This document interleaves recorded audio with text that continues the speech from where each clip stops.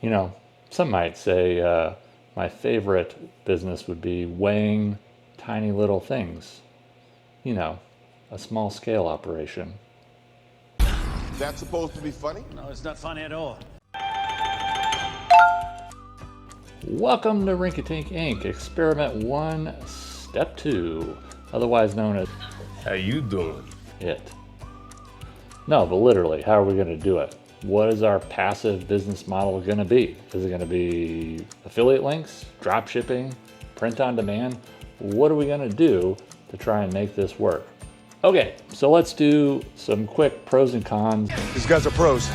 of the top 3 that ChatGPT told me to do for passive income side hustles. We got affiliate links.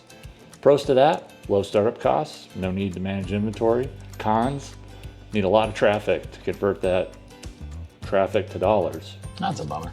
Okay. Print on demand. Pros, allow me to be a little bit more creative. Don't need inventory. Cons, low profit margins compared to being able to sell something at bulk.